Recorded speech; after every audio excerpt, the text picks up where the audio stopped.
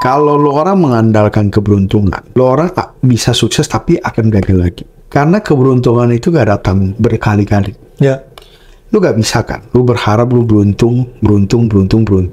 Tapi kalau lo orang itu mengandalkan kerja keras dan asas skill, walaupun lo orang gagal, lo orang bisa bangkit kembali. Jadi ini menarik sih, sebenarnya dia itu pemikirannya itu, lu itu selalu berpikir panjang, jangan berpikir pendek. Nah, jadi yang lu kejar itu bukan nomor satu sebenarnya. Karena lu akan selalu Ada yang nanti nomor satu lagi. nanti akan ada nomor satu lagi.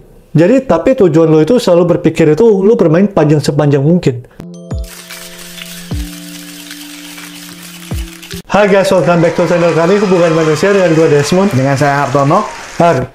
Kali ini kita mau bahas tentang Gen Z nih. Ini generasi yang paling banyak dibahas lah sekarang. Ya. Jadi kemarin ada berita berapa juta Gen Z nganggur. Hampir 10 juta. Ya, lalu juga banyak lah jokes, meme soal Gen Z gitu ya.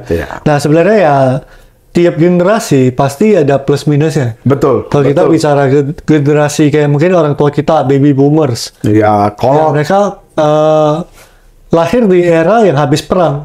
Jadi mau gak mau ya kehidupannya keras.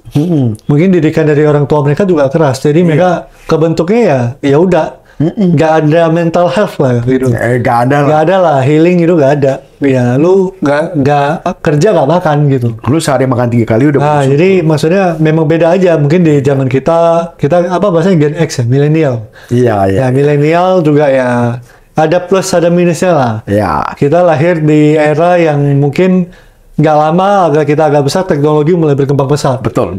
Berbeda dengan Gen Z yang lahirnya itu teknologi udah maju. Jadi ya otomatis cara pola pikir, cara pandang pasti berbeda. Benar. Nah, jadi kali ini kita pengen bahas plus sama minus yang kita lihat ya selama ini hari.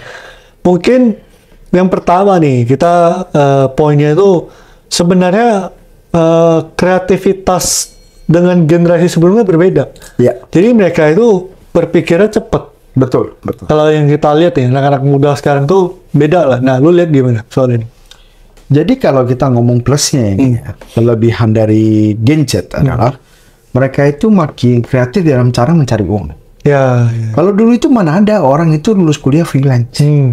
Itu kayak tabu gak sih? Kayak, apaan lu nganggur ya? Gitu. Sekarang mah semua orang lulus kuliah freelance. Sekarang bisa hidup, why not? Iya. Dan ada platformnya. Bisa untuk jadi freelance, influencer, afiliator, betul. apapun lah itu ya. Dan ada kayak khusus orang mau ngambil job dalam freelancing ini kayak web design.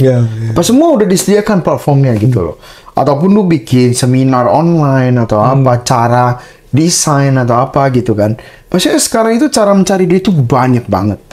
Dan gak melulu orang kerja keras bisa sukses, gak melulu. Seberapa lu kreatif, seberapa lu pinter, itu lu bisa sukses ya. Kenapa enggak gitu kan. Nah, itu yang kira-kira kalau kita lihat dari dalam kreativitas mencari duit. Iya.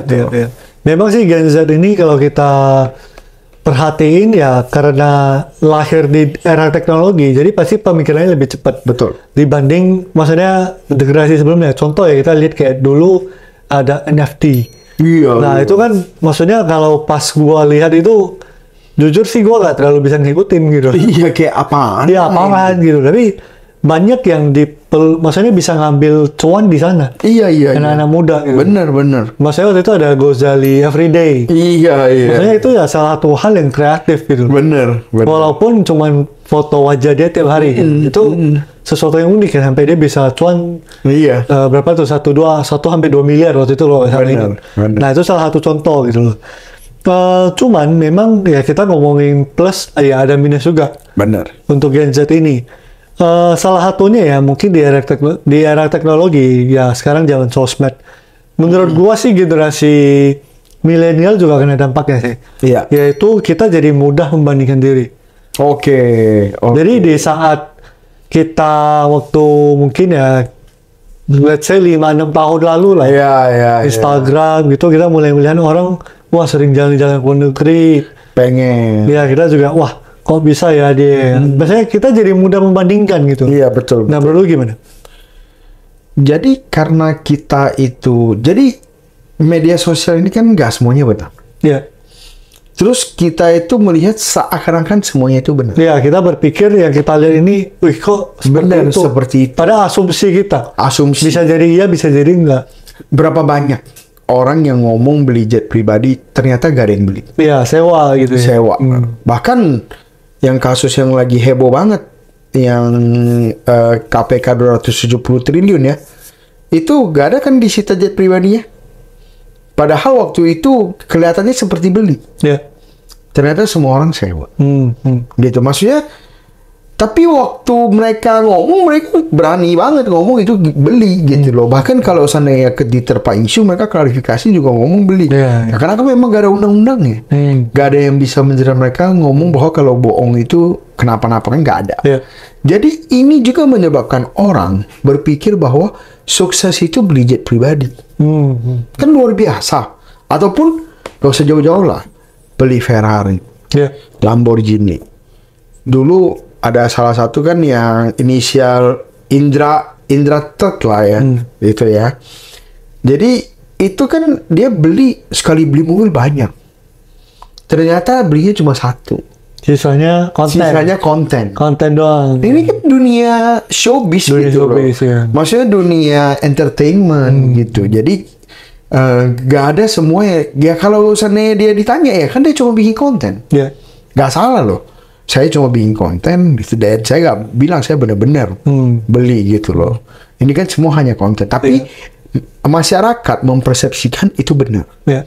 Sehingga semua yang mereka tawarkan orang itu mau. Ambil contoh, reseller skincare lah, ikut trading lah, ini itulah. Semuanya orang berpikir apa? Oh, saya kalau sukses harus gitu. Semua orang tuh jadi pengen cepat, pengen instan. Maksudnya ya kita juga pernah di posisi itu lah. Iya, pengen betul. Semuanya itu bisa cepat. Jadi kita sekali dapat beres gitu. Kita nggak usah kerja keras lagi. Dan sebenarnya setelah kita di posisi sekarang, kita baru sadar. Ternyata nggak ada yang kayak gitu. Ternyata semua yang sukses itu ceritanya gampang, aslinya mah susah. Iya. Maksudnya aslinya juga kerja keras juga. Menurut gua banyak, maksudnya di posisi sekarang ya, nggak lama yang lalu tuh gua baru ikut satu seminar. Kebetulan diajak lah sama saudara gitu loh. Dari salah satu YouTuber juga. Dia bikin acara, kita datang gitu ya. Maksudnya ya di posisi gua sekarang, gua bandingin dulu ya. Pas gua mungkin 20-an awal mendengarkan cerita sukses yang seperti itu, dan sekarang itu attitude-nya beda banget. Betul. Kalau dulu pas denger itu langsung berapi-api dan percaya, wah ini bisa nih gua kayak gini. Iya. Sekarang bukan berarti gua gak bisa kayak gitu ya. Tapi lebih ngerasa sebenarnya yang orang ceritain itu cuma kulit luar. Iya. Cuman asumsi kita aja, dia kayak gini, kayak gitu. Tapi pada dasar prakteknya itu pasti lain banget sebenarnya. Iya, benar. Ada terlalu banyak kondisi gitu loh. Iya. Misal orang tua dia, betul. Ataupun dia di kondisi apa yang membuat itu bisa terjadi, atau kebiasaan dia dari kecil, suka apa, itu sangat-sangat berpengaruh. Jadi gak sesimpel kita ikut satu seminar bisa langsung berhasil gitu. Benar banget.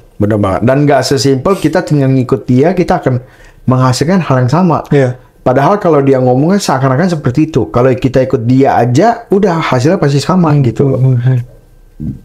Ini yang Gen Z itu menurut gua sedikit tertipu oleh media sosial. Iya. Karena media sosial itu selalu menampilkan itu, dan mereka pun ngomong sendiri. Lu cukup ikut gua, hasilnya kan sama. Iya. Bisa dibilang hampir gak mungkin. Semua yang dulu pas awal COVID, inget gak? Pas awal COVID, lu pegang saham apapun cuan. Iya. Ya waktu saham crash terus naik. Semua orang ngerasa mereka pinter mereka. Iya. Semua orang ngerasa wah bisa nih saham. Setelah itu lu pegang apapun rugi. Iya. Dulu IPO, semua IPO berkali-kali lipat, ingat ya? Asal lu bisa dapat ikut lah, naik semua. Iya. Sekarang IPO berapa banyak yang sukses, yang gagal mah jauh lebih banyak gitu loh. Jadi kita momentumnya itu banyak faktornya gitu loh. Belum dari momentum, belum dari koneksi keluarga, belum dari ini itu. Kita kan sering dengar anak orang kaya tapi saya gak pakai loh. Itu harta bapak saya. Saya itu pergi cari invest. Ya lu bisa cari invest karena bapak lu itu kaya. Sesimpel itu. Orang percaya. Lu kalau gak bisa bayar, bapak lu bisa bayar. Ataupun kalau seandainya lu gak bisa bayar, gue bisa kenalan sama bapak lu. Sesimpel itu coy. Gitu loh. Kalau kita yang mulai dari nol kan gak bisa gitu. Terus juga banyak faktor keberuntungan juga. Jadi mereka gak tahu aja. Beli, tahu-tahu melejit. Kayak bisnis contoh. Orang bisnis, katakan jam tangan dulu, awal COVID. Mana mereka bisa prediksi, pas COVID itu jam tangan bisa melejit. Mereka kan simpen dong, nggak laku jam tangannya, taruh. Setelah PPKM 1, setelah PPKM mulai langsung melejit semua jam tangan. Itu kan kaya raya semua. Gitu loh, maksudnya banyak faktor. Momen lah, ada kadang tuh, ya hoki, apa semuanya situasi dan kondisi mendukung, jadi aja gitu. Betul. Jadi, nggak seperti sesimpel di cerita-cerita sebenarnya. Betul. Nah, mungkin terakhir ya, ada nggak mungkin ya, bisa dibilang pesan lah ya, pesan mungkin dari pengalaman, mungkin buat adik-adik gitu lah ya, bahasanya. Nah, kira-kira yang lebih muda dari kita lah ya. Yang lebih muda gitu. Jadi gini, kalau lo orang mengandalkan keberuntungan, lo orang bisa sukses tapi akan gagal lagi. Karena keberuntungan itu gak datang berkali-kali. Lu gak bisa kan, lu berharap lu beruntung. Tapi kalau lo orang itu mengandalkan kerja keras dan asas skill, walaupun lo orang gagal, lo orang bisa bangkit kembali. Jadi selalu, kalau beruntung bagus, dimanfaatkan, tapi sambil asas skill, sambil kerja keras. Jadi sehingga suatu hari kalau keberuntungan ini gak ada, lu bisa survive. Dulu tiba-tiba semua orang jual jam tangan. Yang survive berapa sekarang? Yang survive itu yang gimana? Yang skillnya terasah. Dia orang udah jago instingnya. Dia orang udah tahu harus buang di kapan, ngambil lagi di kapan gitu loh. Jadi lu beruntung nih. Lu dapat 1 miliar pun. Semua orang di sini mungkin berpikir ya, dapat 1 miliar masalah hidup lo selesai. Cobalah, suatu hari mungkin orang akan dapat. Percaya sama gue, kalau lo orang gak punya skill, gak lama 1 miliar juga habis. Lo orang akan pakai buat ini itu yang gak jelas gitu. Ya kira-kira itulah kira-kira. Kalau lo sendiri, kalau dari sudut pandang gue ya, gue sih lumayan suka pemikirannya Simon Sinek. Jadi Simon Sinek ini dia seorang, bisa dibilang, kalau dibilang motivator bukan juga sih, tapi dia sering suka berbagi lah. Teman-teman mungkin ada yang tahu, kalau nggak bisa search. Jadi dia pernah jelasin itu tentang finite dan infinite game. Finite dan infinite. Pernah dengar? Nggak pernah. Nggak pernah ya. Jadi ini menarik sih. Sebenarnya dia itu pemikirannya itu, lu itu selalu berpikir panjang. Jangan berpikir pendek. Ini contohnya ya. Misal, ini paling gampang itu perusahaan. Contoh perusahaan asuransi. Perusahaan asuransi nomor 1 di Indonesia. Ngakunya begitu, maksudnya ngomongnya begitu. Saya perusahaan nomor 1 asuransi di Indonesia. Sebenarnya yang based on apa lu bilang lu itu nomor 1. Nah, jadi yang lu kejar itu bukan nomor 1 sebenarnya. Karena lu akan selalu ada yang nanti nomor 1 lagi. Nanti akan ada nomor 1 lagi. Jadi tapi tujuan lu itu selalu berpikir itu lu bermain sepanjang mungkin. Karena lu bertahan beberapa puluh tahun gitu. Kalau yang jadi nomor 1 belum tentu 10 tahun lagi masih ada. Betul. Tapi pemikiran lo itu selalu panjang. Maksudnya itu jangan berpikir, gue 25 tahun, gue udah gini, hidup gue selesai. Enggak. Tapi lo bayangin, ntar pas gue 65, di saat semuanya, mungkin maksudnya lo berpikir panjang aja gitu. Jadi yang lo kejarin ini, sekarang lo jatuh bangun itu tuh, nggak terlalu masalah. Karena lo berpikirnya panjang. Karena akan ada orang di depan lo, akan ada orang di belakang lo. Betul. Jadi lo akan selalu berpacu dengan itu. Yang penting lo bermain game terus maksudnya. Kalau menurut penjelasan Simon Sinek. Jadi yang penting itu lo selalu ada di dalam game. Yang penting lo main terus, bukan lo jadi nomor 1. Karena ini cuma masalah waktu. Akan ada perusahaan yang datang baru melewati lo. Ya itu udah pasti hukumnya. Lo gak bisa kontrol punya. Dan generasi mungkin pemikiran lu akan lu akan ketinggalan. Betul. Tapi ya gimana main terus sampai lu bisa lewatin lagi nanti. Nah, gitu sih. Kalau ini gua suka banget dengan salah satu perusahaan di Indonesia, perusahaan bank nomor 1 lah. Jadi dulu kalau kita, tapi gua gak usah sebut merek lah ya. Jadi kalau dulu kita lihat itu, ingat ya ada satu masa itu semua pembayaran QR pembayaran pakai QR, entah merek apapun itu, semuanya kasih diskon. Terus ada salah satu bank, dia bikin bank digital, tapi dia gak kasih diskon. Karena dia berpikir, pemikirannya simple dan pinter. Ini bank bertahan begitu lama. Kalau dia kasih diskon, dia bakar duit. Bisa mengancam keberadaan bank yang udah sebagus itu. Sehingga, ngapain gue kasih diskon? Gue bagusin sistem, gue bagusin base, gue bikin serapi mungkin, ternyata yang bakar duit ini habis duit. Sekarang dia baru nongol. Mungkin lo orang sering lah, sekarang ada bank satu jenis ya, yang sering banget kasih diskon. Tapi diskonnya itu sustain. Gak gede, tapi ada bikin kita mau pakai gitu loh. Maksudnya ini bank yang pinter, dia berpikir panjang gitu. Karena ini istilahnya lu lari maraton. Nah, mau bahasa simpelnya nih, lari maraton. Iya, lu pelari yang amatir itu larinya kenceng di awal. Ya, di awal lu langsung kenceng, cepet ya. Taunya gak nyampe aja enggak. Iya. Orang yang santai, jalan. Nah, ini bahasa simpelnya ini nih. Tadi gua juga lagi berpikir bahasa yang mudah, tapi bahasa simpelnya itu lari maraton. Iya, jadi lu lari ini, lu habisin energi lu sebanyak-banyaknya apa segala macam, belum tentu lu bisa. Ya, jadi maksudnya kalau kita lagi memulai karir, lu jangan berpikir lu harus lari jadi paling cepet di depan. Iya. Tapi gimana lu pelan-pelan, lu pace-nya lu atur, tapi lu bisa lari panjang. Betul. Itu yang lebih penting. Dibanding lu lari nomor 1, 2 tahun lagi lu udah capek banget, lu udah gak bisa lari, semua orang lewatin lu jauh di depan. Betul. Jadi kalau kita ngomong karir, daripada lu mikirin naik jabatan, mending lu pikir lu bisa belajar skill apa aja. Lu latih skill-skill. Once suatu hari ternyata skill udah mencukupi, lu udah di puncak teratas. Otomatis lu akan nyampe aja. Gitu loh. Kayak dulu istri saya itu kan selalu masuk dulu itu salah satu kerjanya itu barista. Saya bilang ambil aja semua sertifikasinya, semua ikut apa segala macam. Nanti suatu hari ya, gak usah kita kejar karir, gak usah. Lu latih skill lu semakin hari ngomong customer semakin bagus. Lu bikin kopi semakin enak. Lu semakin ada leadership. Lu semakin bisa ngatur, otomatis lu naik pangkat. Itu pangkat, posisi, gaji otomatis. Kalau lu masih gak naik, lu pindah aja. Begitu lu pindah, naik lu langsung.